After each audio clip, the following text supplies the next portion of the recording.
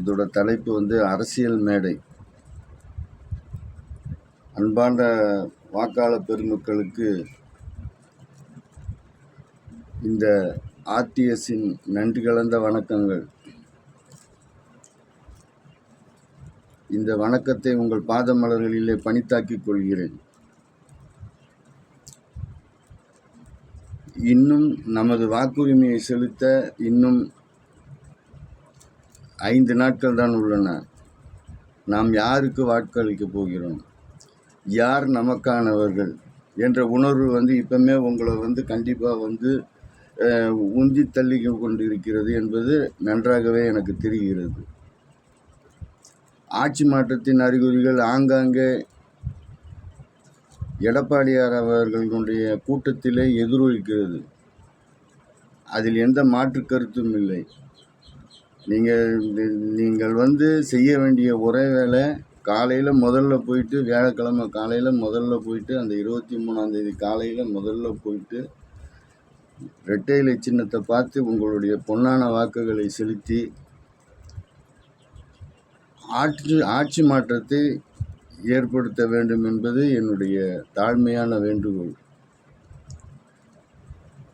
இப்போ நான் சற்று முன் எதுக்காக இதை போடுறேன் அப்படின்னு சொன்னால், இந்த அரசியல் மேடைன்னு இந்த ஒரு சின்ன எதுக்கு போடுறேன்னா, இப்போ தான் நான் ஒரு காணொலியில் பார்த்தேன். ஒரு அம்மா ரொம்ப மயங்கி அப்படியே தள்ளாடி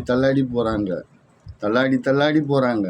5 வருஷம் ஆட்சியில் ரொம்ப மயங்கி 5 வருஷம் ஆண்ட கட்சி தயங்கி போகிறாங்க. இவங்க இன்னும் கூப்பனே கொடுக்கல.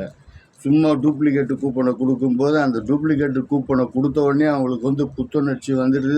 இங்கே போகிறாங்க, அங்கே போகிறாங்க, டிவியை வாங்கி விற்கிறாங்க, அப்புறம் இதை வாங்கி விற்கிறாங்க. வெறும் 8000 கூப்பனுக்கு.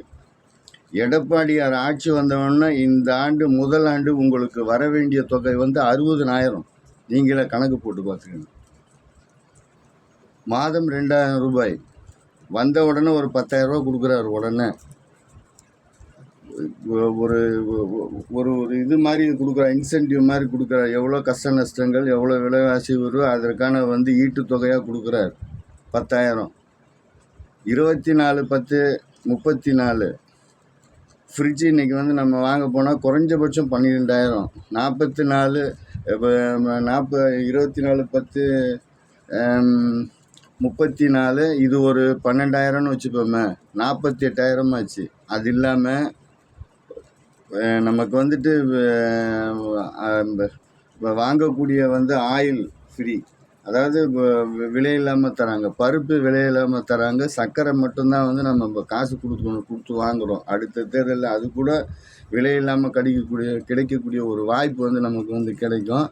அதற்கான முயற்சியை நாமளும் செய்வோம். அதனால் நீங்கள் நல்ல பார்த்துட்டு நல்ல யோசித்து உங்களுடைய பொன்னான வாக்குகளை, கண்ணுக்கும் மேலான உங்கள் உயிரினும் மேலான